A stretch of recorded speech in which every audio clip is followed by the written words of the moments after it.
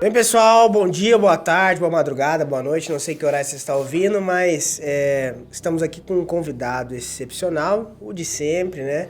Não menos importante, mas muito importante, Pastor Lucas Pacheco aqui do lado. E antes de eu citar o nome do nosso convidado aqui, dificilmente a gente faz isso, né? Mas eu achei interessante porque está muito bem formalizado isso aqui, olha só. Terapeuta familiar há mais de 30 anos e é reconhecido como uma das maiores autoridades na área de família do Brasil. Autor de 23 livros, incluindo o best-seller 104 erros que um casal não pode cometer, 105 se você não comprar, né? Com mais de 200 mil cópias vendidas, né? Ele, Pastor José Gonçalves, que privilégio, que honra te receber aqui no JetCast, viu? É uma alegria grande participar desse podcast aqui e poder agregar um pouco de valor a tudo que vocês já fazem aqui. Que bacana, viu?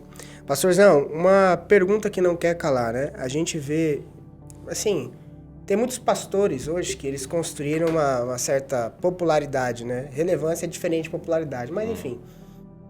Mas você vê muitos altos e baixos. E todo mundo tem. Só que às vezes são muitos altos e baixos de tropeços, né?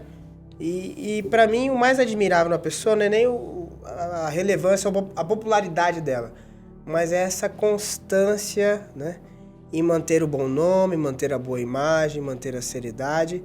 E eu queria saber quais são as chaves de tal forma que você se cercou para construir essa identidade relevante que o senhor tem hoje, né? Que com certeza, como a gente disse, há mais de 30 anos, a gente não escuta um A acerca da sua pessoa, acerca do seu ministério, uma polêmica, um assunto mal resolvido, uma briga, um desentendimento, a gente não escuta um A.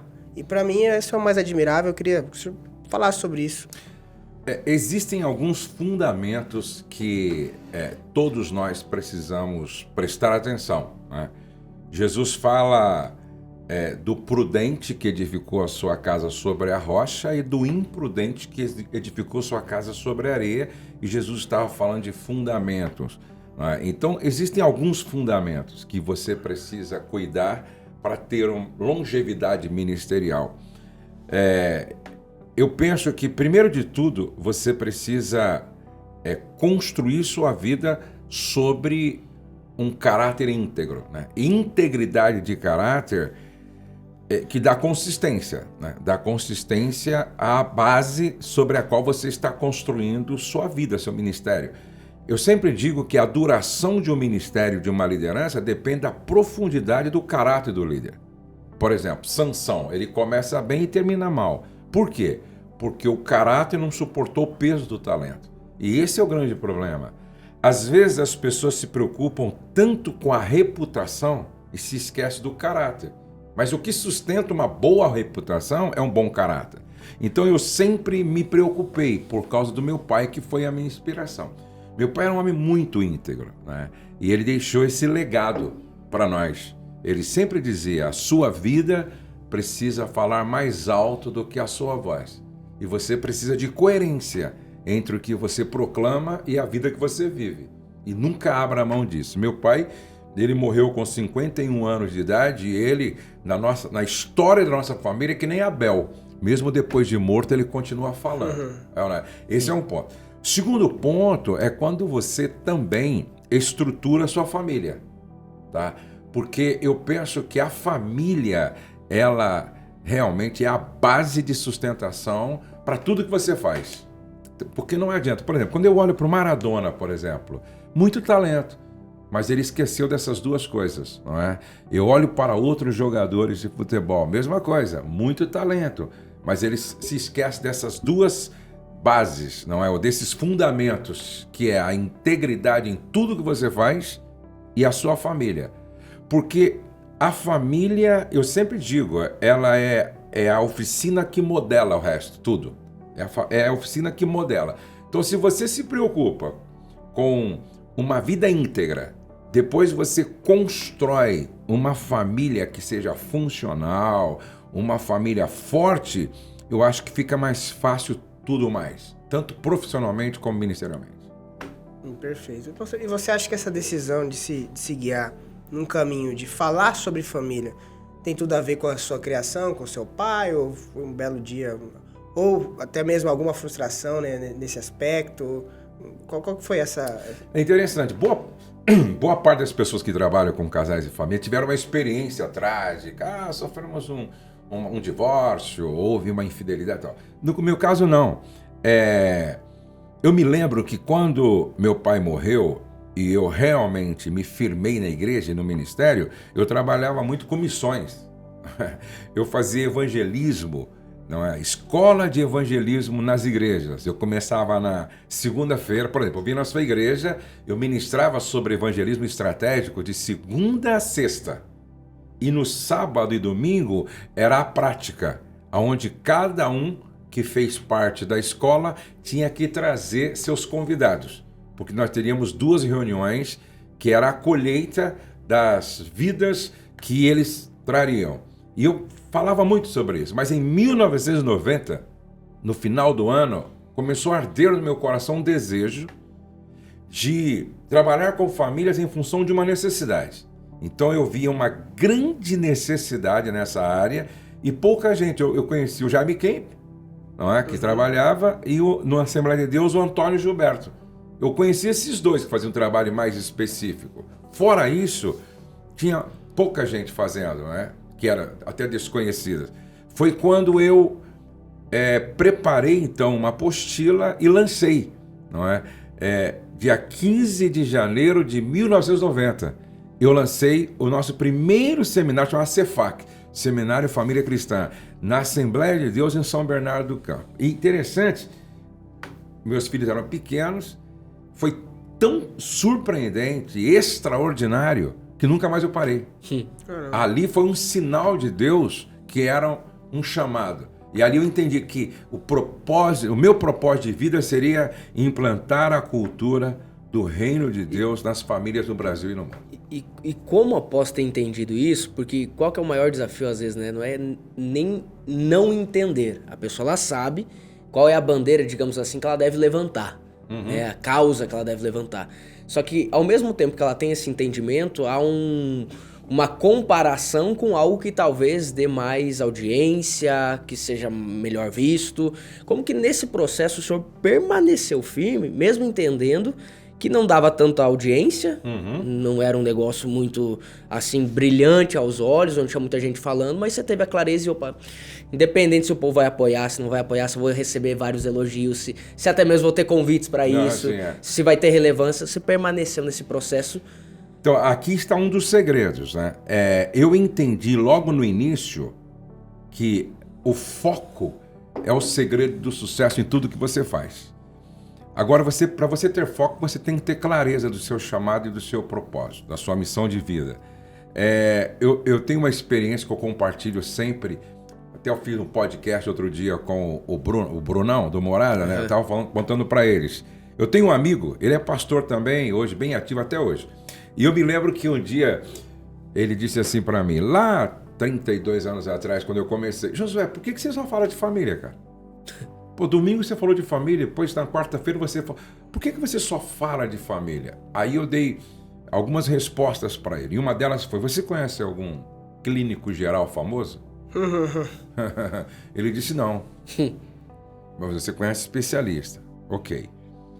Segundo, quando você pensa em refrigerante, você lembra do quê? Coca-Cola.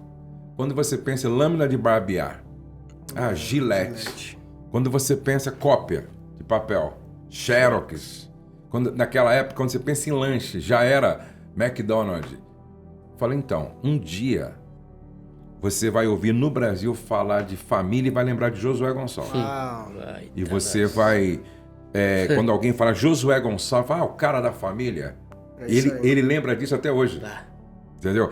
Então, é poderoso quando você sabe aonde você quer chegar e você tem clareza do seu chamado e do seu propósito de vida. Eu sempre uso como exemplo Noé. Por exemplo, Noé, qual era a missão de vida dele? Construir uma arca. Ele tinha clareza do seu propósito de vida e aonde ele queria chegar. Quanto tempo durou? 100 anos. Olha só, você já imaginou quantas propostas Noé não recebeu? quantas possibilidades mais lucrativas ele não teve diante de si. No entanto, ele nunca perdeu o foco. Então, foco é você saber dizer não a tudo aquilo que desvia você da sua arca. Entendeu? É de saber dizer não. Qualquer área para a qual Deus te chamar, se você for um cara focado, constante e dedicado, você vai fazer a diferença. John Maxwell diz algo muito interessante. Ele fala assim, se você estudar 1 hora por dia dentro daquilo que você foi vocacionado, daqui a 5 anos você se torna um especialista. Entendeu? Qual que é isso é uma coisa interessante. O povo fala, meu chamado, meu propósito. Como é que se descobre isso? Você descobre a linha, porque somos filhos de Deus, estamos aqui para expandir o reino de Deus, estou aqui para manifestar o reino de Deus. Se eu trabalho em algum lugar, eu trabalho como se fosse para Deus, a gente sabe. Mas como que você hoje diria a um jovem, ou enfim, qualquer pessoa que está ouvindo aqui de maneira simples, que área que a pessoa ela foi vocacionada a trabalhar, a se mover, a entender? Inclusive aquele livro do Douglas, Deus te fez de propósito, se você puder adquirir, Deus te fez de propósito. Tem até alguns exercícios. Mas, por exemplo, em que você é bom? Isso aqui é a sua resposta a essa pergunta, pode começar a trazer clareza do seu chamado. Em que você é bom? Segundo, o que você faz e que te dá muito prazer? O que você faz que te dá muito prazer? Terceiro, qual é a necessidade que você se sente responsável em ser uma resposta para ela? Por exemplo, se eu for em um asilo, eu acho interessante. Posso até contribuir, mas quando eu volto para casa, eu não me sinto responsável. Entendeu? Bom, eu vou numa casa de recuperação de viciados. Eu também vou lá, dou uma palavra, levo uma oferta, até contribuo com algumas mensalmente, mas quando eu volto para casa, eu não me sinto responsável.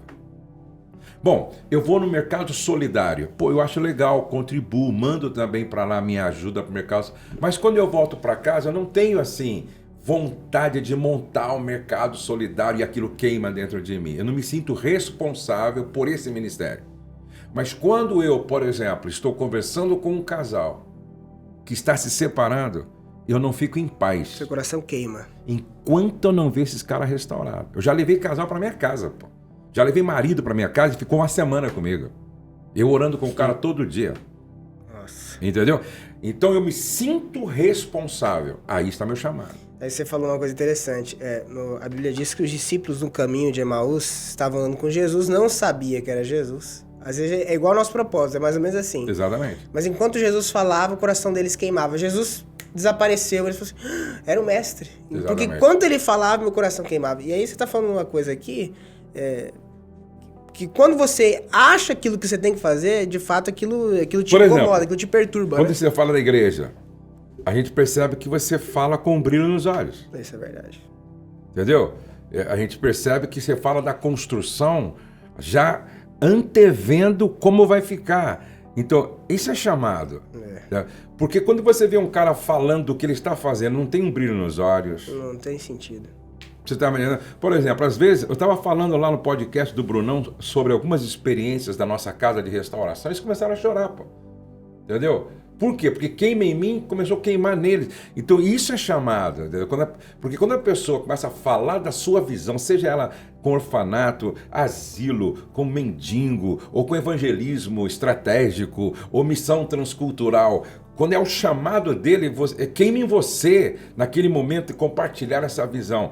Então, são alguns sinais de que esse é o seu chamado. Por exemplo, as pessoas perguntam para mim, pô, Josué, quando termina um SOS casamento, onde você atendeu lá 35 casais, cada um com um problema mais grave do que um outro, quando chega no domingo na hora do almoço, você não vai para casa estourado, arrebentar? Eu falei, não, eu vou com maior vontade e começa a outra.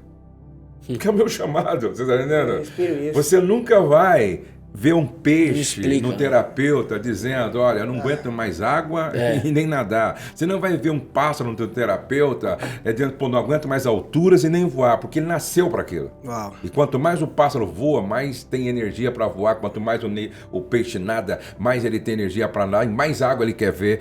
Então, quando você está fazendo aquilo para o qual você foi criado, quanto mais você faz, mais energia você tem para fazer. Entendeu? Por isso que quando os caras falam assim, ó, quem descobriu o seu propósito nunca mais vai trabalhar um dia. Porque o que era trabalho virou um lazer, um prazer. Entendeu? Pastor, agora é uma coisa interessante. Por exemplo, o senhor já, nesse processo, viu várias histórias. E esse é incrível. Por exemplo, a gente está construindo. O senhor falou, eu estou falando com brilho nos olhos. Uhum. A gente faz um projeto tudo e quando o projeto ficou pronto, a gente falou, que incrível, tal. Aí a gente sentou com a construtora e viu o valor. Aí já dá um... Na hora você fala, meu Deus do céu. Mas aquilo queimou no teu coração e você se prontifica a fazer. Exatamente. E quando vê que não, a coisa tá acontecendo, em agosto vai estar inaugurando. Assim, é um milagre, né? Uhum. Mas assim, eu queria que você contasse isso, uma história, né? Que te marcou, que você queima por família, mas chegou aquela família e... Meu Deus, eu queimo pra resolver isso aqui, mas se Deus não meter a mão nisso aqui... Tem algumas histórias peculiares e extraordinárias. Você pode contar uma aí que marcou a sua vida e falou assim, não, isso aqui... Quem sabe que tem gente assistindo hoje, né? Eu escutei a história do senhor acerca de paternidade, que o senhor contou o exemplo de um pai que pegou o filho e levou pra vala de esgoto, cheio de cocô na cara do guri. São coisas assim que na hora promoveu muita cura, porque tem muita gente ali que não teve isso. Do pai, teve algumas outras coisas bem menos drásticas do que essa, e que foram curadas ali. Então, quem sabe alguém assistindo aqui agora, que vai falar assim, poxa, mas ele é de família, mas eu duvido que ele deve ter pego um caso igual o meu aqui, ou tá numa situação como a minha, né? Eu queria, se o senhor puder, compartilhar alguma história que te marcou. Teve um caso, por exemplo, de uma mulher que chegou, foi esse ano ainda, ela chegou com o marido e eles estavam vivendo uma vida muito difícil em função dos traumas dela, né? Ela foi violentada pelo padrasto, tipo assim, dos 7 anos aos 16 anos. Entendeu? Ela foi, assim, violentada pelo padrasto. E a mãe sabia ou fechava os olhos? A mãe, parece-me que sabia, mas fez com que não soubesse, até talvez por medo de mexer com isso, porque é complexo. É simples para quem está fora. Mandar o seu marido para cadeia. Exatamente, Então envolve uma série de coisas, entendeu? E ela chegou lá na clínica, fazia muitos meses que ela não sorria. E ela era tratada assim, com depressão, uma série de coisas. E eu me lembro que nós estávamos ministrando e teve um momento da ministração que eu fiz o papel. Eu falei assim, ó, eu vou representar o seu pai. E não importa o que ele tenha feito, eu vou representar ele. E você vai me dar um abraço e você vai liberar perdão para o seu pai. E eu, em nome do seu pai, eu quero te pedir perdão. Isso foi um mover tão grande do Espírito que fez uma fila.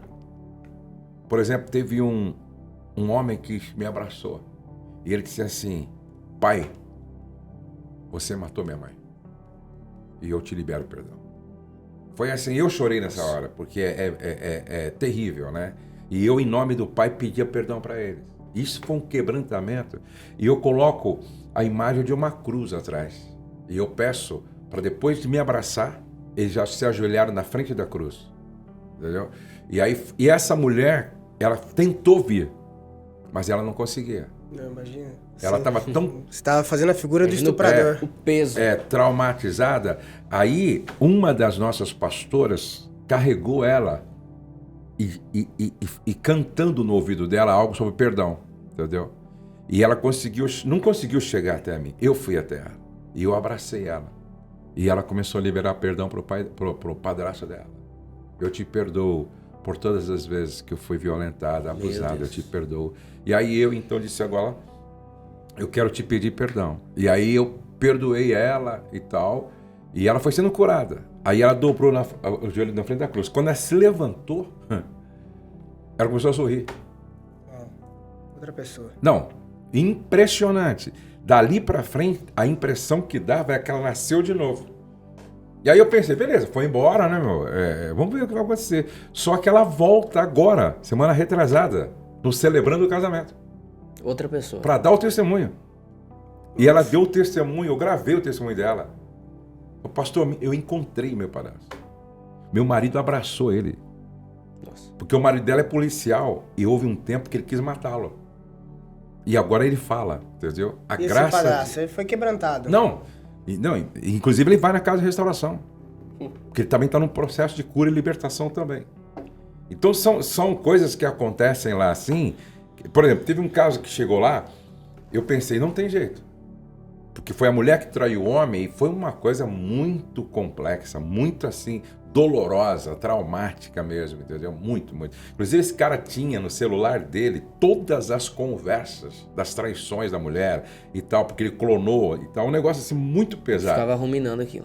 É muito pesado mesmo. E eu pedi para ele apagar tudo aquilo, ele entendeu, ele apagou tudo aquilo. Quando esse cara foi embora, eu falei para o meu time, falei, ó, é muito difícil. Eu acho que não vai. Esse casamento... Você usou aquela palavra mágica. Só Deus. É só Deus mesmo. Porque, pô, nós trabalhamos com muitas situações. Tem alguns casos que falam, se Deus não intervir mesmo aí, eu acho que não vai ter jeito, não. Não vai ter jeito. Só que passa uns 3 anos, eu tô almoçando, esse cara manda uma mensagem para mim. Pastor Josué, eu estou patrocinando um casal para ir aí e dá o mesmo tratamento para ele que vocês deram para mim. Eu falei, mas quem é você? Porque vão 3 mil casais. Lembrar. Eu falei, manda uma foto sua aí com a sua esposa e tal, para mim e tal. Aí ele mandou. Quando eu olho, era o cara que para nós todos falou, ó, isso daí se Deus fizer realmente... Que isso? É Deus. Ele falou, pastor, nós estamos vivendo o melhor tempo da nossa história de família. Uau. Olha a nossa família aí. E realmente você olhava a foto, o semblante, um brilho nos olhos dos filhos dele, da esposa. Ele falou, agora, pastor, nós estamos curando casais. Uau. E aí ele mandou esse casal, nós atendemos também. Agora, uma história mais bonita que tem lá, inclusive, vocês não ouviram que vocês chegaram, acho que no sábado, né? Lá, né? Tem um testemunho que é contado lá. Eles ouviram, vocês passaram por lá. A Karina, né? Eu escutei. É aquele casal que te auxilia lá, né? Isso, a Karina, ela é esposa de um pastor. E o pastor teve um problema extraconjugal. E a igreja, infelizmente, como acontece em alguns lugares, simplesmente abandonaram, tiraram o carro, tiraram casa, tiraram o salário. Chutaram. E eles têm 2 crianças, meu. Aí, Nem aí. E uma voz na cabeça dela, se mata, porque não faz mais sentido para você. Se mata, acabou família, acabou recurso, acabou tudo, acabou igreja e tal, se mata. Aí ela estava, parece o 12º andar, se não me falha a memória, e ela preparou tudo para um suicídio, tudo.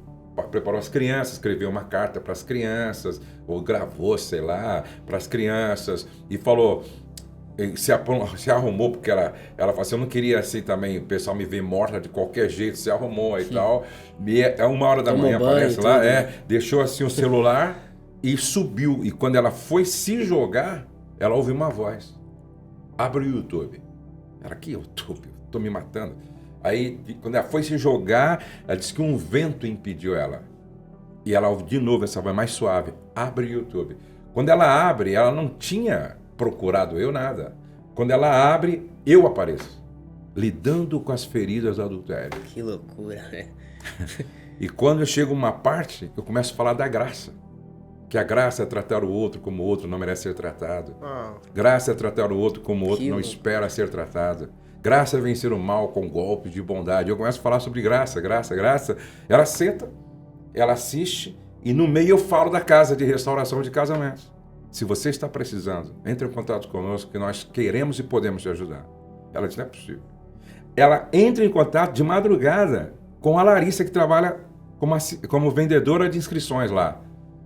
E ela fala, vem pra cá. Mas eu não tenho dinheiro. Eu vou pagar pra você. Eu nunca vi isso. Sim. A vendedora pagar. Ela liga para mim, participante. A Larissa liga para o pastor, se eu divido isso aí em 12 vezes, para mim eu não sabia o que era. Se eu soubesse, eu tinha dado, né? Mas eu não sabia, eu quero semear na vida de uma pessoa. Eu ensino muito isso. Tá bom, paga aí em 12 vezes, não tem problema. Aí ela paga. Aí eles arrumaram lá, emprestada para pagar a passagem, e vieram os dois. E aí é interessante que quando eles vieram, e passaram pela imersão, antes de ir embora, eu queria conversar com eles. Eu estou ouvindo a história deles. Quando eu ouço a história deles, o Espírito Santo fala para mim: traz eles para trabalhar com vocês. Eu vou curá-los e eles vão ser um testemunho que vai motivar outros a buscar a mesma cura. Hoje eles trabalham conosco. Hoje eles são coordenadores do SOS Casamento. Uau. E quando eles dão um testemunho, né, ele estava lá, não tem quem não chora. Assim, é um testemunho maravilhoso. Hoje, a família deles é uma inspiração. As filhas, assim, é uma inspiração a família deles hoje. E são apaixonados por aquilo que estão Não, fazendo. meu Deus, eles são brilho assim, no olho. é tremendo. Pastor, você tocou um ponto interessante, esse assunto do casamento, né? Essa questão de adultério. Por exemplo, o cara ou a mulher trai o marido. Vai, confessa a liderança dela, pede perdão, não sei o quê, e de fato, genuinamente, houve uma mudança, virou uma chave na pessoa lá. E ela fica naquele dilema, né? Tá tudo bem, resolvido, entre aspas, na cabeça dela. Conta ou não conto? Porque sabe, tem alguém nessa situação que eu fiz, aprontei e tal, pedi perdão, tô renovada e tal, confessei uns aos outros, não pra pessoa... Mas não contou pro cônjuge.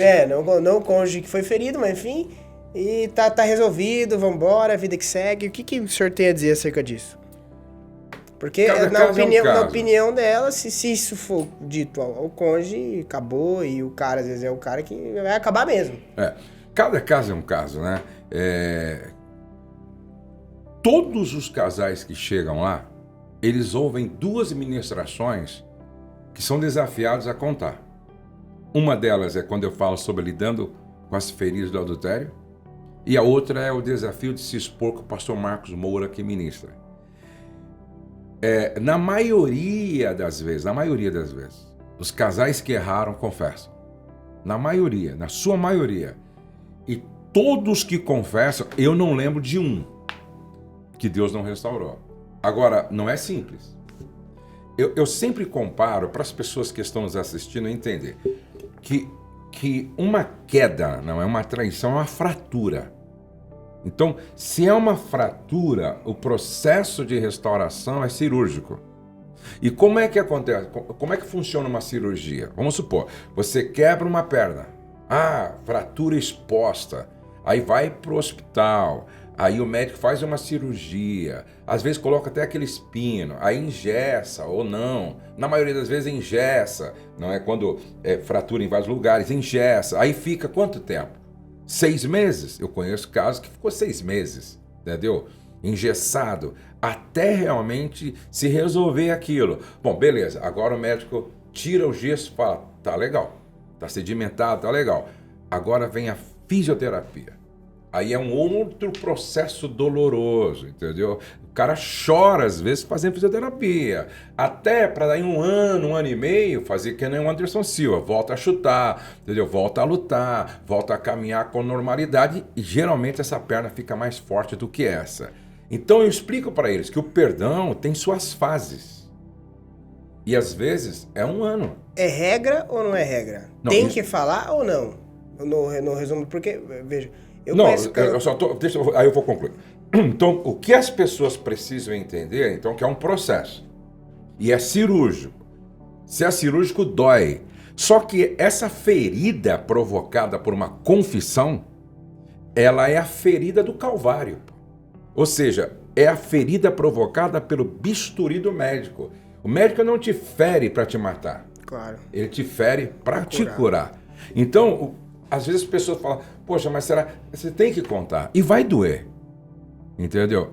E é bom que se conte, porque senão, a maioria dos que não contam, eles vivem com esta sombra. Entendeu? Vivem. Sempre que ouve uma palavra, já acha que... Vem uma perturbação. Pô, eu nunca confessei. Lê a Bíblia, pô, eu não confessei. Enquanto que aqueles que jogaram na luz nunca mais vão ser acusados, nem pela consciência e nem pelo diabo. Não vão ser mais acusados. Eu joguei na luz, pô. Tá na luz. Entendi. Se andarmos na luz, como ele na luz está, Que temos comunhão A uns com própria os outros. consciência condena o cara e vai gerando um vínculo de condenação cabuloso. todo dia, né? Entendeu? Agora, é claro, explicando. Isso tem que acontecer numa sala terapêutica. Perfeito. Sim. Isso Isso tem que acontecer. Não vai chegar em casa, Tem que ter um é isso, amparo. né? Não, vai chegar em casa. Não. Você tem que ser acompanhado pelo pastor. O pastor tem que preparar o marido, tem que preparar a esposa. E assim, não é qualquer pastor. Fala não bem, é qualquer bem a pastor. verdade, não é qualquer pastor. Por isso que a maioria eu convido para ir lá. Porque assim, eu já vi muita gente sair do encontro com Deus, que sei lá da onde que foi, chega em casa e despeja na esposa, despeja. Não, aí não tchau, pode, acabou não o casamento. Aí acabou. Entendeu? Tem que ter Uma sabedoria. preparação, tem que conversar. Por exemplo, eu nunca me esqueço que esses dias... por isso que é legal você ter um tempo longo de ministério, né? Eu vou encontrando assim filhos espirituais, bebê que eu apresentei, certo? E que hoje tem 30 anos, 20 Eu anos. escuto desde criancinha. Isso é muito legal. Esses dias teve uma moça que veio me dar um abraço num casamento. Casada, veio me dar um abraço, né? E eu me lembro que a mãe dela estava grávida. Só que a mãe dela tinha 16 anos. E a mãe da mãe dela, a avó, me procurou. Pastor Josué, minha filha me confessou. Tinha 15 anos. Ela tem 15 anos, ela está grávida. E o namorado tem 16 anos. E a gente não sabe como contar isso pro pai. Da menina de 15 anos. Eu falei, não, eu vou lá. E olha a importância de um pastor maduro trabalhando a cabeça do pai para receber uma filha de 15 anos grávida. Eu fui lá, abri a Bíblia. Ele era evangélico, eu li a Bíblia com ele. Eu preparei o coração dele. E aí eu disse, você ama sua filha? Se eu amo. Então chegou a hora de você provar isso de verdade. Aí eu contei para ele. Ele começou a chorar. E o cara que poderia explodir e tal, falou, olha, se eu amava a minha filha, eu a amo muito mais agora. Porque ela tem um neto na barriga dela. Entendeu? E a única coisa que ele fez, nós oramos por ele, ele abraçou a filha, foi para o banheiro, ligou o chuveiro e chorou à vontade debaixo do chuveiro, saiu dali, abraçou a filha, acolheu a filha, amou a filha, entendeu, administrou. Como prova disso, hoje a filha é bem casada, não com aquele namorado, é bem casada. A menina, uma linda menina, hoje casada também, sem trauma. Por quê? Porque houve uma intervenção de um pastor sobre intermediar uma questão muito complexa. Entendi. Hoje, pastor, é notório a investida cada vez maior, demoníaca, para a desconstrução da família. Isso a gente tem percebido. Você abre o celular, você escuta. Vamos lá. Nós sabemos que o diabo tem investido isso historicamente, a vida inteira vai acontecer e vai acontecer para a desconstrução daquilo que é um plano de Deus, família. A questão é como a família se blindar, não dar brecha, não dar audiências. O que um pai, o que uma mãe, o que um filho, o que a pessoa que está começando a construir uma família tem que ter assim como um beabá no seu lar, na sua casa, para que possa viver tudo aquilo que Deus tem preparado para aquela família, sabe? Para aquela casa. Cara, quando Deus começou a construir a família, ele começou por onde? Por Adão. Se Deus começa uma construção por Adão, significa que Adão é o alicerce. Entendeu? O que eu faço primeiro numa construção? O alicerce. Vocês estão fazendo primeiro a fundação. Então, se Deus começa por Adão, significa que, de certa forma, o homem é a base. Uhum. Se essa base estiver comprometida, todo o resto fica comprometido. Então, o que Deus disse para Adão? Quando Deus coloca Adão no Jardim do Éden, Deus disse, você vai governar, você vai cultivar e você vai guardar. Governar, cultivar e guardar. As famílias hoje, funcionais e bem estruturadas, todas elas têm um homem que cumpriu bem o seu papel. Então, quando o homem cumpre bem o seu papel, 90% está garantido de sucesso da casa. Quando Paulo disse assim, crê no Senhor Jesus Cristo, será salvo tu e a tua casa, aquilo ali não é uma palavra de efeito. Não, naquela época a família era patriarcal. E sendo patriarcal, o homem ele era soberano. Ele era soberano. Decisão. Ou seja, para onde o homem ia, a família ia. Ó, todos para cá, não tinha conversa. O homem é soberano. Naquela época, se um filho fizesse o que o filho pródigo fez com o pai, dentro da cultura o pai podia mandar matar o filho. Tava tudo certo. Chama os anciãos aí pela rebeldia, tal, Exatamente. pega a pedra e mata. Acabou. Então, o filho pródigo, né? Entendeu? Quando voltou, o pai tinha direito de matá-lo, né? Por isso que a Exatamente. graça manifesta naquele momento. Exatamente, O povo é. não se liga em tudo isso, né? Exatamente. Só não mataria, segundo alguns historiadores, que se o pai se antecipasse e acolhesse o filho, então a Absolvia. comunidade não poderia fazer mais nada. Por isso que ele correu. Por em isso Por isso o que pai ele correu espera ao ele encontro, na... entendeu? Porque se os responsáveis por Olhassem aquela ele comunidade antes. pegassem antes do pai, já era, entendeu? Inclusive, se não matasse, expulsaria ele da comunidade para nunca mais voltar. Por isso que o pai se antecipa, porque se o pai colocasse para dentro, acabou. Então, veja só, então, respondendo a sua pergunta, se o homem fizer, entendeu? É o seu papel, cumprir sua missão, 90% está garantido o sucesso da família. Esse é um ponto. Se você analisar todos os problemas dos adolescentes, dos jovens hoje, tem a ver com orfandade. E quando eu falo em orfandade, eu falo de ausência paterna. Não é orfandade porque o menino perdeu o pai, morreu. Não. É um pai que está em casa, mas nunca esteve presente na casa. E para mim isso é mais grave. É o pior. Hoje é uma geração assim, né, pastor? A pessoa, ela está, mas ela não faz parte. O cara vai no culto, ele está ali, mas ele não faz parte daquilo, não faz parte daquela igreja. Eu estou aqui contigo, mas eu não estou fazendo parte da conversa, eu não estou te ouvindo, não tô... E a gente acostumou com isso. Exatamente. Então, Fachada, aparência. Esse é o grande verdade. problema. Pode ver, todo líder carismático foi um filho com uma mãe bem presente. Todo líder. Estuda a história de líderes carismáticos. Você vai ver que ele teve uma mãe presente. E pode ver que um homem muito bem esclarecido, definido, que tem clareza da sua masculinidade, do seu chamado, do seu propósito, do que é na vida, teve um pai muito presente. Porque o pai dá isso, né? O pai dá isso, é direção, é proteção, é provisão. Então, eu penso que nós temos que, como nunca, ajudar os pais a entenderem. O grande pai não é aquele que forma um grande filho, é aquele que forma um grande pai. Poxa, você tá falando aqui, veio umas 10 pessoas na minha cabeça que eu sei um pouco da história, veio a minha história, e é bem isso aí mesmo. Mãe presente, filho carismático, pai presente, constante, filho com determinação. Determinação e tal. Total, isso aí. Entendeu? Por isso que eu falo, quando os pais entendem isso, cara, e faz isso com os seus filhos. Eu fico vendo o Douglas, pô. Eu fico vendo o Pedro, eu fico vendo minha filha.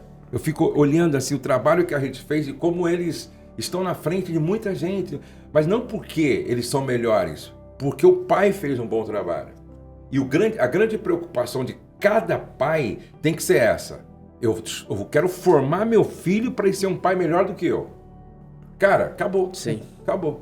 Entendeu? Então, é muito importante. Por exemplo, quando eu falo da mesa, parece ser simples essa história de mesa. Mas você imagina se você senta à mesa todos os dias com sua família. Você está entendendo? Pastor, até se você puder, faz uma introdução sobre a mesa. Você comentou conosco lá no retiro esse final de semana, mas talvez quem está escutando não tenha o entendimento do poder da mesa, né, a responsabilidade da mesa. Veja só, a Bíblia fala de mesa, né, bastante. Por exemplo, a mesa dos pães da presença, certo? Tinha uma mesa no tabernáculo. Salmo 23, preparas uma mesa perante mim na presença dos meus inimigos. Quando Paulo fala da mesa, da Santa Ceia, ele fala da mesa da comunhão. Quando Jesus foi restaurar Pedro, preparou uma mesa. Quando o filho pródigo volta, o pai prepara uma mesa para receber o filho. Você percebe que todo esse movimento da graça, da comunhão, acontece em torno de uma mesa. Está provado que no Brasil, se não me falha a memória, 80% das famílias sentam à mesa com alguma coisa ligada, ou com a televisão, ou com o celular, ou com um tablet. Na Europa, se não me falha a memória, na Inglaterra, muitas casas já não contam com mesa de jantar, por exemplo. Mesa de jantar. Então, Sala de estar. exatamente. Sem televisão. Exatamente. Então, qual é hoje. a grande estratégia de Satanás? Tirar a família da mesa. Eu gosto muito daquela ideia dos discípulos a caminho de Emaús. Porque Jesus vai com eles, aí quando chega na porta, Jesus faz que vai embora, eles ficam conosco, entendeu? A noite já está caindo e tal, Jesus entra. E eles dão para Jesus o lugar do anfitrião. Interessante. O lugar do dono da casa. Sem saber. Eles dão para Jesus. E quando Jesus... Até aí Jesus não se revelou. Mas quando Jesus vai agradecer pelo pão... Caia. Aí ele se revela.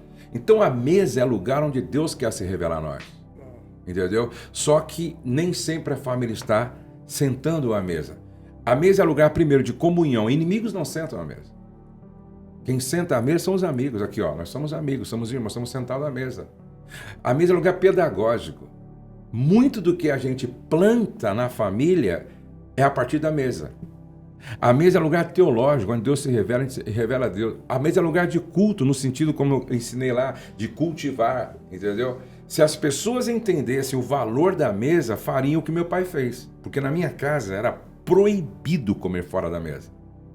Hoje na minha casa, hoje não, desde que eu me casei, na minha casa foi proibido comer fora da mesa. Até hoje. Até hoje, se vocês forem um dia em casa, o Roger já esteve lá em casa, vocês vão ver. Minha esposa, ela tem um ritual. Faz 37 anos. Ela arruma a mesa, coloca suplá na mesa, coloca bem arrumadinho a comida na mesa, e aí todos sentam, há uma oração, aí a gente... Mas isso faz 37 anos. Que impressão ficou nos meus filhos? E eu conto uma experiência que meu pai... Ele sentava também na cabeceira da cama e ele orava sempre, né? Todo final de oração, se vocês ouvirem alguém orando assim, é meu discípulo, que todos eles oram assim. No final, abençoa a mesa das viúvas, dos órfãos e dos mais necessitados. Isso é intencional, porque quando você vai para a Bíblia, se você vê a atenção que Deus dá para a viúva e órfão, você oraria todos os dias por ele. É impressionante. Como Deus chega ao ponto e fala, eu sou o marido das viúvas e eu sou o pai dos órfãos. E meu pai lembrava disso todo almoço, toda janta, todo café. E eu levei isso para casa, então eu também oro assim. Eu só termino as minhas orações assim, abençoa a mesa das viúvas, dos órfãos, dos mais necessitados. Meus filhos se casaram, como é que eles oram? Mesma coisa. Mesma coisa. Aí esses dias eu fiz um teste, meu netinho de 9 anos estava lá, o Davi, ora aí. Ele orou e depois ele terminou. Abençoa a mesa das viúvas, dos órfãos e dos mais necessitados. Então isso é tradição, isso é cultura. Isso precisa ser passado de geração em geração. Vamos falar a verdade, hoje tem cara que antes não sabia nem o nome do bisavô, hoje não sabe nem do avô. Nem do avô. É, verdade. Tem uma história pra contar do avô. Não tem. Não, e eu lembro que na minha época eu tinha que chegar perto do meu avô, Agenor. Benção. Não só pegar na mão dele, eu tinha que beijar a mão dele. Era benção avô e beijava a mão do avô. E não fizesse isso pra acabou. Isso acabou. Hoje não se chama pai de senhor mais, né? Nem o avô de senhor mais. É você, e sai pra lá, meu, e tal. É que esse preceito entrou dentro das igrejas, no mundo, assim, do tipo cafona, religiosidade, né? E não é. Ultrapassado, E né? não é respeito, é Respeito. honra, é devoção, é princípio de autoridade. Por exemplo, Se você vai entrar no fórum hoje, pastor, se eu tô assim, hoje eu fiz um procedimento, né, de manhã, eu fui fazer endoscopia, por isso estou de moletom aqui, né? Se eu for entrar, eu não entro no fórum assim. Exatamente. Não entra, eles não vão deixar eu entrar. Ah, meu Deus, mas e direitos iguais? Não, cara, é padrão, é formalidade, é uma instituição, é seriedade, entendeu? Eu ordem vejo alguns decente. jovens, assim, pastores, chamando Deus de você, o Espírito Santo de você, Jesus de você. Eu também não critico, acho que isso aí também não altera muita coisa. Mas aos meus ouvidos, 60 anos de idade, não soa legal. Sim. Pastor, você falou em 90% se o homem acertar, basicamente aí, se fizer um bom trabalho, 90% dos caminhos andados. Agora eu percebo também que, inclusive um tempo atrás, pouquíssimo tempo atrás, me chamou muita atenção a quantidade de mulheres que eu escutava que estavam pensando em se separar em virtude de um relacionamento abusivo. Sabe, eu vejo assim, tá, mas Talvez porque a amiga se separou, talvez porque o esposo, como o patriarca, né, o responsável, deu uma orientação, não digo como um Caxias, como alguém autoritário, mas como o cabeça da casa, entendendo que era interessante. Agora, eu percebo que se a Bíblia fala que o homem é o cabeça, a mulher é a sábia, ela edifica o seu lar. O conselho para as mulheres, porque o homem, tomando uma boa decisão, estabelecendo princípios de Deus, e nós percebemos isso nas igrejas, que basta você ver que a mulher, às vezes, ela vem anos, e o esposo não vem na igreja. Agora, quando é o contrário, em questão de meses, a família inteira tá na igreja. Exatamente. Em questão de meses, até mesmo, às vezes, semanas. Isso é verdade. A família inteira vem filho, vem Uma hora a mulher esposa. Agora, o contrário é diferente. Agora, qual o conselho para as mulheres? Para as mulheres. Abrindo parênteses, antes de falar sobre isso, uma das dificuldades, porque as pessoas... uma das dificuldades de aceitar o Bolsonaro como líder é exatamente pela falta de pai. Um menino criado sem pai tem dificuldade de aceitar um presidente com a autoridade do Bolsonaro. Você tá me entendendo? Que autoridade, né? Exatamente. Porque, por exemplo, quando o Bolsonaro às vezes fala firme como a mulher, ele tem razão quando ele diz o seguinte: não é porque é mulher que pode desrespeitar. Não é porque é mulher que pode quebrar o princípio de autoridade. Você tá me entendendo? Sim. Ninguém está apoiando aqui ser agressivo contra a mulher. Mas ser firme quando uma menina quer quebrar um princípio de autoridade, quer agredir com palavras. Até eu não aceito a minha filha falar comigo de forma desrespeitosa. Pastor, tem um videozinho, até cômico. Anos 80, o cara batia na porta e... Anos 90, o cara batia na porta e fazia assim. Anos 2000, o cara bate na porta e... 2010, bate na porta... 2020, bate na porta... Liga pra ambulância... Cara, tipo assim, a mesma coisa, assim. Exatamente. Vai ficando a coisa, vai ficando mais fresco, assim, todo mundo frágil. Por isso Meu Deus, você me ofende, né? Isso. Assim, Então eu acho que essa é a grande dificuldade, às vezes, de a juventude entender o Bolsonaro como um líder. Porque elas querem continuar vivendo sem pai, né? Assim, tipo, né? Sim. Sem autoridade sobre ela. Quanto às mulheres, eu gosto quando o Cote fala que o homem governa e a mulher edifica. Acabou. O homem governa e a mulher edifica. E não existe nenhuma contradição aí. Eu acho que um se completa no outro. Quando o homem faz o seu trabalho bem feito e a mulher faz o trabalho dela bem feito, acabou. O grande problema é que tem homem querendo se comportar como mulher e mulher querendo se comportar como homem. E aí é uma inversão. Nas funções. Nos papéis. Entendeu? Tudo bem, o homem cozinhar, o homem gosta de cozinhar, mas não é obrigação dele. Entendeu? O homem prazerosamente ajuda a mulher a cuidar da casa, mas não é obrigação do papel do homem assim. O papel do homem é ser provedor, é o que dá direção, é o que protege. O que ele faz fora disso é cooperação. Entendeu? É por amor e porque ele quer bem a esposa e quer tornar mais leve, de repente, o trabalho dela e vice-versa. Se a mulher trabalha fora, também não é obrigação dela. É cooperação dela. Porque o papel do homem é ser o que governa, o que dá direção, o que provê, o que protege. O papel da mulher é ser educadora, certo? E cuidar bem do lar. Então, quando se inverte isso, dá o que está dando aí, essa confusão. É interessante que eu estava ouvindo uma vez uma entrevista, um Jô Soares, e ele estava entrevistando uma mulher que acho que ela era coronel, ela tinha lá uma função maior do que o do marido. Tipo assim, ela era coronel... Fora de casa, ela era maior. Ela era maior, ela era comandante lá. O marido é o cozinheiro. E ele era, acho que o capitão, parece um capitão, né? E ela era chefe dele, né? Ela disse, ó, lá no quartel ele bate continência pra mim. Agora em casa eu bato continência pra ele.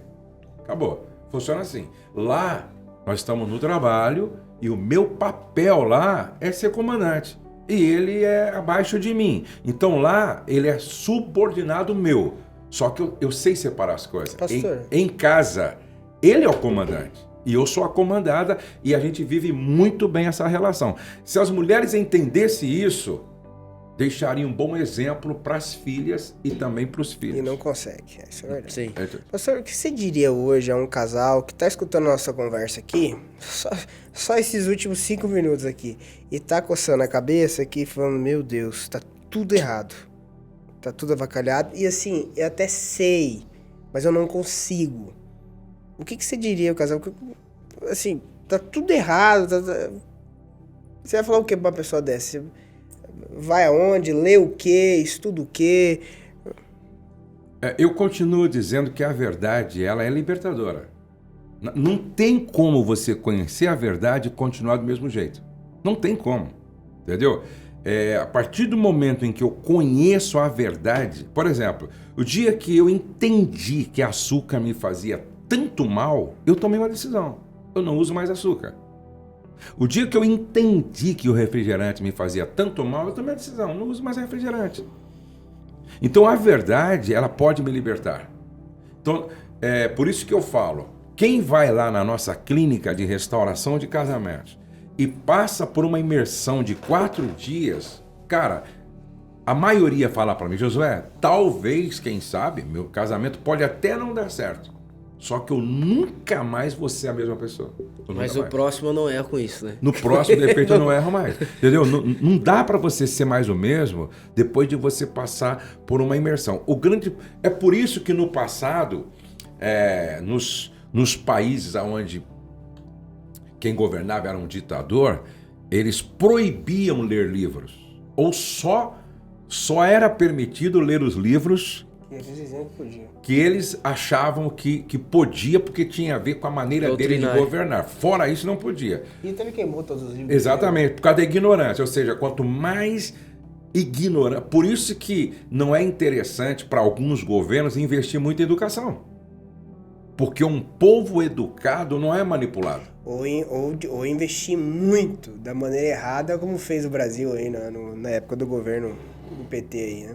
Exatamente, mas era um tipo de educação... Sim, pra figurar, né? Dizer que está investindo e deixar ainda o povo ignorante. Mas para estabelecer uma cultura. Exatamente, ou investir de forma errada. Então, essas pessoas que estão dizendo que não sabem o que fazer, começa a ler essa área que você tem dificuldade mais. Por exemplo, seu problema de comunicação, seu problema é de submissão, você não entendeu ainda o que é a submissão à luz da Bíblia, comece a estudar mais, ler mais, conviver mais com pessoas que têm...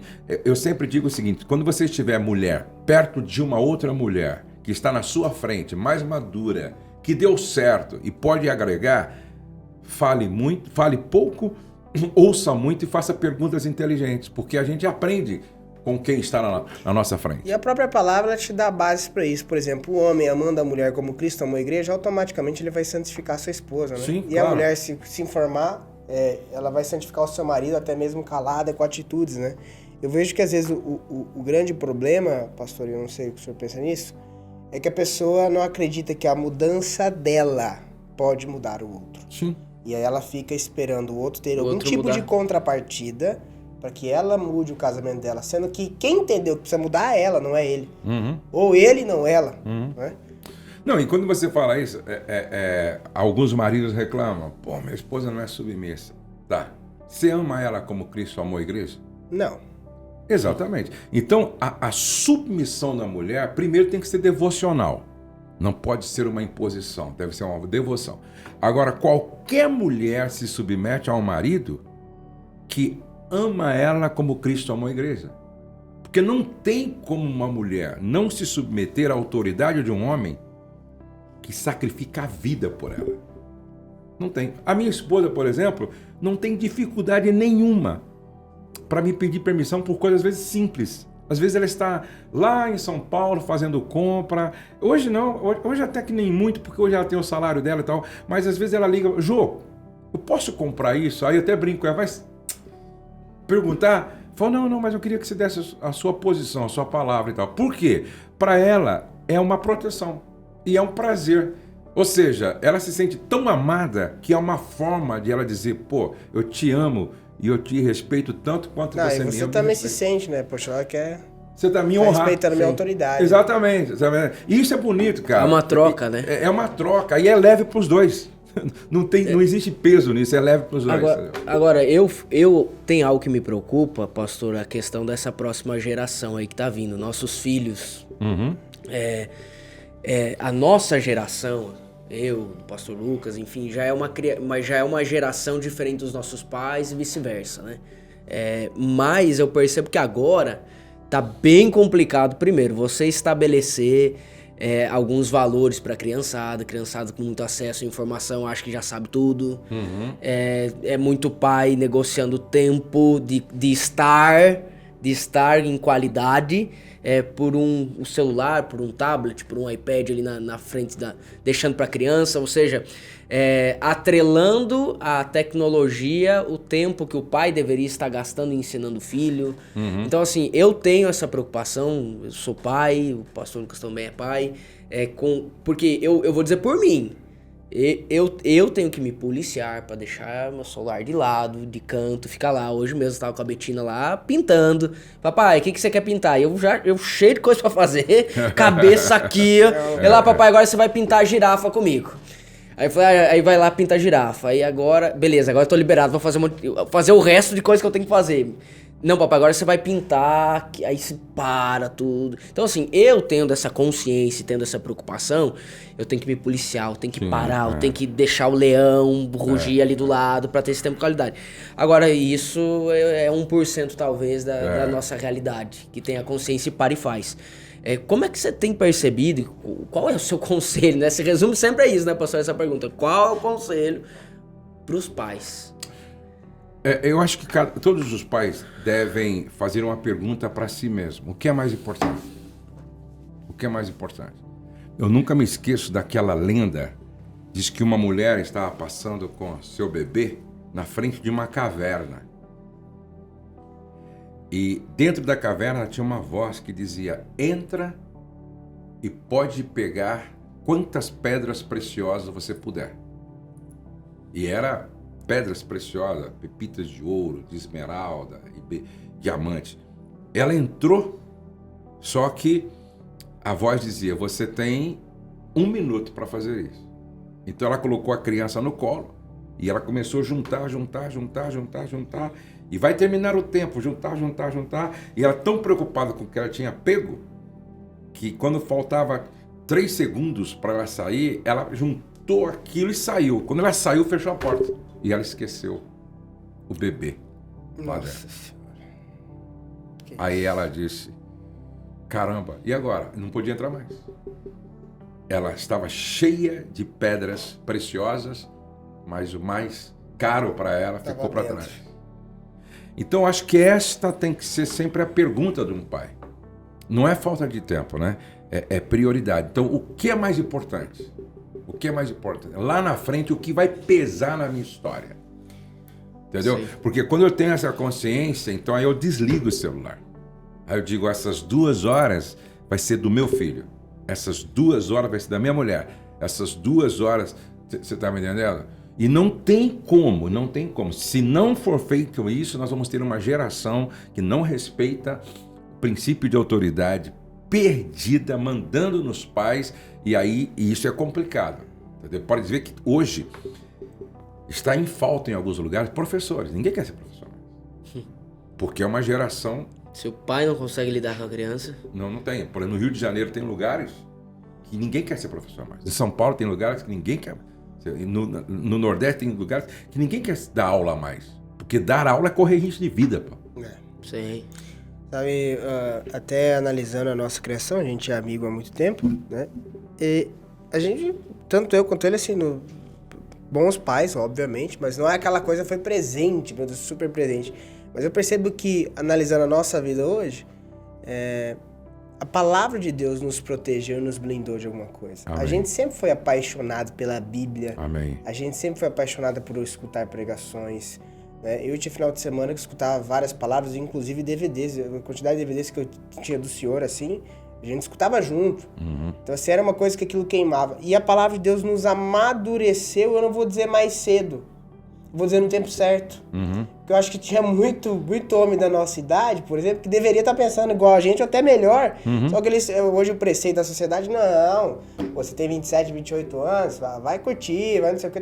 E eu curto maravilhosamente bem, podendo estar aqui sentado com um senhor de 60 anos e poder entender o que ele estava falando, poder estabelecer um vínculo de conversa com ele, né, e trocar a mínima experiência que eu tenho com a máxima que o senhor tem. Então, assim... Talvez o teu contexto não foi o dos melhores, mas a palavra de Deus nos proporciona sabedoria, a palavra de Deus nos proporciona um verdadeiro conhecimento, a palavra de Deus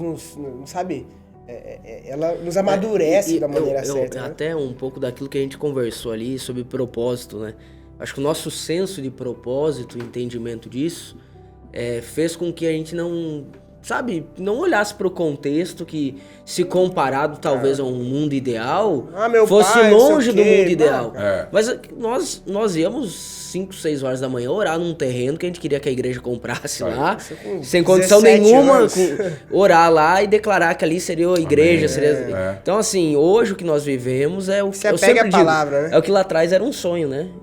Bom, deixa eu só pedir um café aqui, claro. Ao vivo e a cores. Tem um café preto. Pastor, vai atrás pra mim também, eu quero que... Eu também, por favor, se puder. Você também levanta a bandeira acerca de liderança. E eu sempre costumo dizer que o fardo de Jesus, ele é leve. Ele é leve.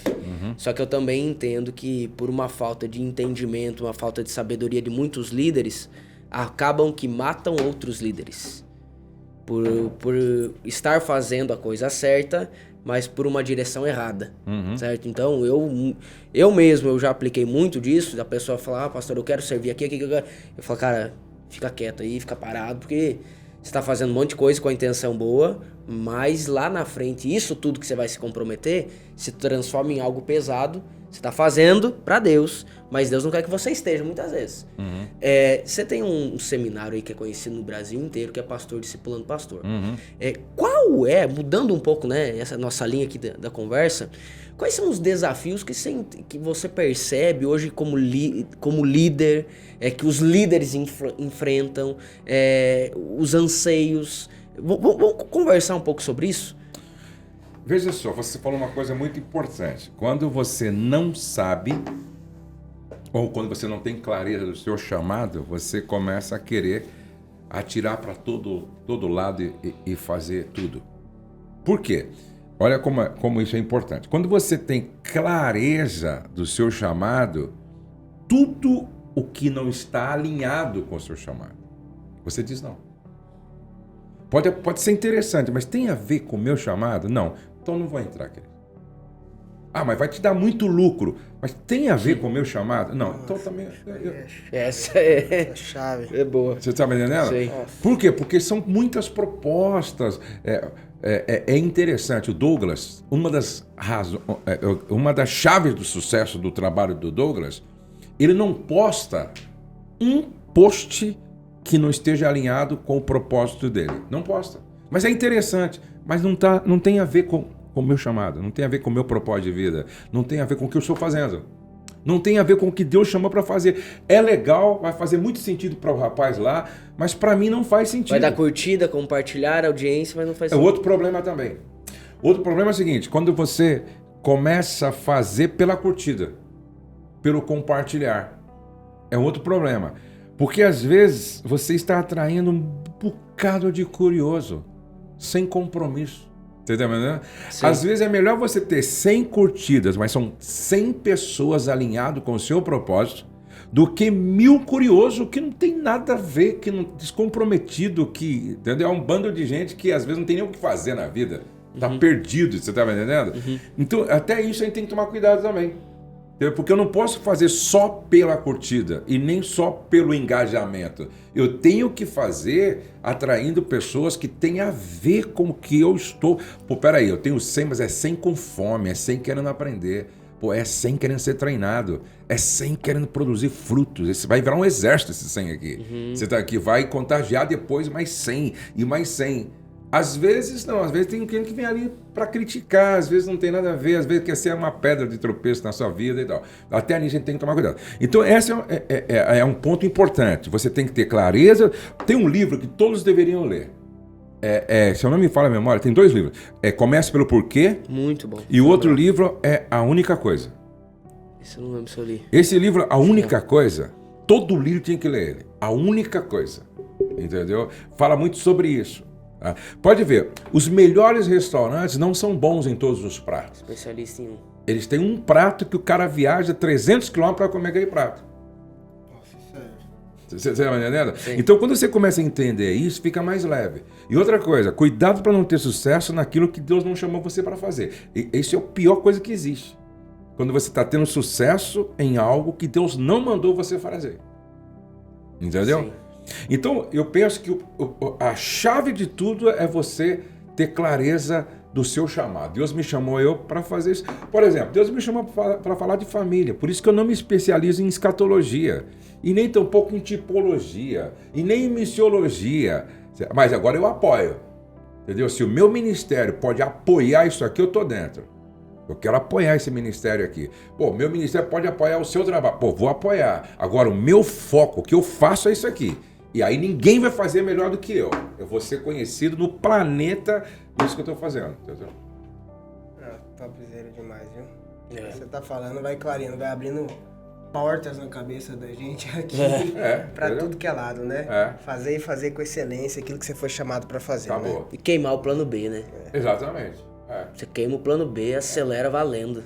Quantas pessoas falam para mim, pô, José, mas assunto família vai cair isso aí em desuso, cara. Não, a família não dá ibope. Você falar de família, não, você tá me entendendo? Mas não é minha preocupação isso. Eu quero cumprir meu chamado.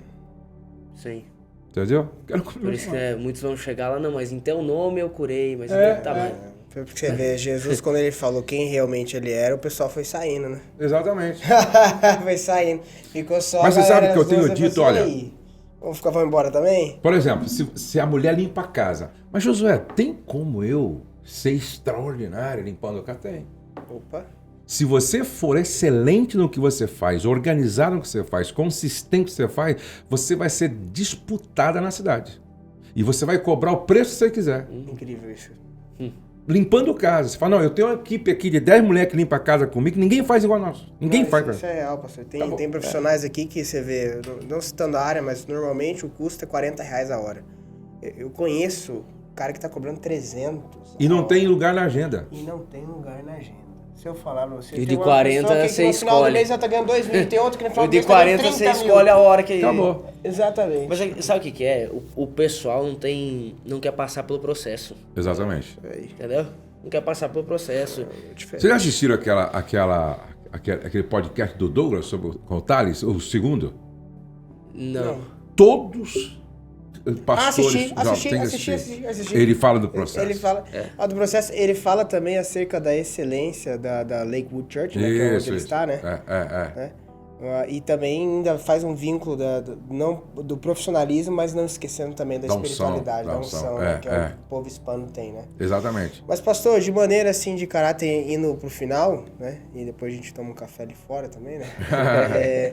Mas uma coisa, 3 conselhos, assim, fundamentais que você daria para alguém aí. Primeiro, para ter uma família bem-sucedida. E segundo, 3 conselhos que você daria a alguém que está solteiro. Uhum. Né? 3 conselhos a quem é pai de família, mãe de família. E 3 conselhos para quem ainda não tem uma família, tá solteiro, tá namorando, tá noivo, enfim. Para quem está solteiro, eu diria o seguinte: não namore para ser feliz. Seja feliz para compartilhar sua felicidade com alguém. Ou seja, você é tão feliz que você quer compartilhar sua felicidade com alguém. Segundo, escolha uma pessoa que ame mais a Jesus do que você. Porque se você escolhe uma pessoa que ama mais Jesus do que você, ela jamais faria com você o que Jesus não faria. Entendeu? E em terceiro lugar, quando você escolher alguém, pratique o princípio da honra. Porque quando você entra na família do outro, você não foi convidado pela família. De certa forma, você está entrando num lugar onde a família não te convidou. Então, toda vez que eu vou a um lugar que não foi a família que me convidou, mas um da família, eu preciso ir com muita cautela, com muito respeito, com muito cuidado e praticar o princípio da honra. Então, quando você pratica o princípio da honra, você facilita tudo nesta família, porque todos nós gostamos de receber quem sabe entrar, quem sabe sair, quem respeita os protocolos. Por isso que há muita confusão de nora, sogra, com família e tal, porque não sabem chegar. Eu gosto daquela moça que, quando vai para conhecer os pais do menino pela primeira vez, ela pergunta, do que a sua mãe gosta? Ah, minha mãe gosta de flores e tal, que nem minha esposa, suculenta. E o seu pai? Ah, meu pai gosta de jogar snooker, então ela compra um taco de snooker pro velho e compra lá flores pra mãe, escreve uma cartinha para cada um e chega lá honrando, entendeu? Isso aí. Meu, isso abre portas. Com certeza. De repente, não é O provérbio fala disso também. não é né? uma competidora, não é uma competidora que está chegando para roubar um filho, é uma filha que está chegando para ser adotada, entendeu? Aí muda tudo. Então esse é o conselho para os solteiros. E para os casados, você precisa entender, primeiro de tudo, casamento é uma viagem para toda a vida.